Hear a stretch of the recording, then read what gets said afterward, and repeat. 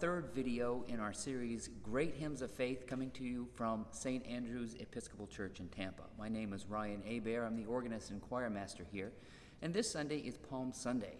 Churches around the globe will be singing All Glory, Laud, and Honor as their first hymn this Sunday, and in the 1982 hymnal, it's hymn number 154. I'm always amazed at the rich and diverse history that our hymnal has, and this hymn is no exception. Its DNA has its roots in France, Germany, and in England.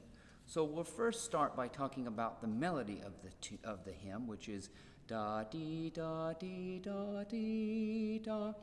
That tune goes back to 1613 and was composed by Melchior Teschner, who was alive from 1584 until 1635. He was a German cantor, theologian, and composer, and a hymn writer himself. As a matter of fact, he studied philosophy, theology, and music. And the hymn text for which this tune was paired together was written by Valerius Herberger in 1613, and he wrote this text after surviving a plague.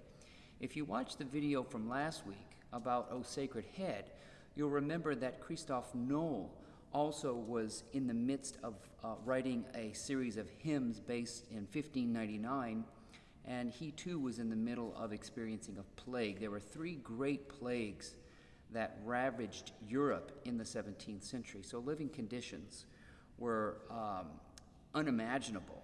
So a lot of the hymns of this time speak of a preference of dying, actually, than living, and spending time in eternity in heaven. Given the conditions of the time, it's understandable. The first verse of Herberger's hymn reads, "I want to bid you farewell, you evil, false world, your sinful, wicked life. It is not all pleasing to me. In heaven it is good to dwell. My longing is set on what is above. There God will reward forever the person who serve him here." This hymn and this tune made its first appearance in a hymnal around 1616. So how did it become All Glory, Laud, and Honor? How did a hymn that was so sad and so reflective become so triumphant? Well, we have to fast forward a couple hundred years into the middle of the 19th century. A hymn writer and theologian named John Mason Neale translated a poem by Theodulf of Orleans, who on Palm Sunday in the year 820 wrote this epic poem telling of Christ's triumphant entrance. Now, it was said that St. Theodulf wrote this particular hymn while he was being imprisoned. You see, he was embattled in a power struggle following the death of Charlemagne. And so John Mason Neale in 1851 translated this poem into English, and it was harmonized by William Henry Monk, and it made its way into a hymnal in 1861 called Hymns Ancient and Modern.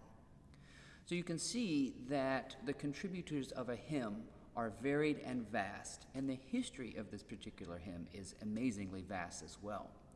So I hope that you have enjoyed learning about how hymns actually come into existence. And the organ versions that you're going to hear, first I will play a harmonized version of the hymn by Max Reger, who was an organist, pianist, teacher, church musician from the late 1900s into the early 20th century. And then I will follow that by a setting of the same hymn by Alexandre Guillemot, who was a Parisian organist who was a contemporary of Max Reger at La Trinité in Paris.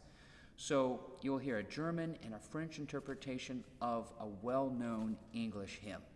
If you have suggestions of hymns that you'd like me to feature on Great Hymns of Faith, make a comment in the comment section and I'll try to see what I can do. I hope you've enjoyed this series, and we'll see you next week.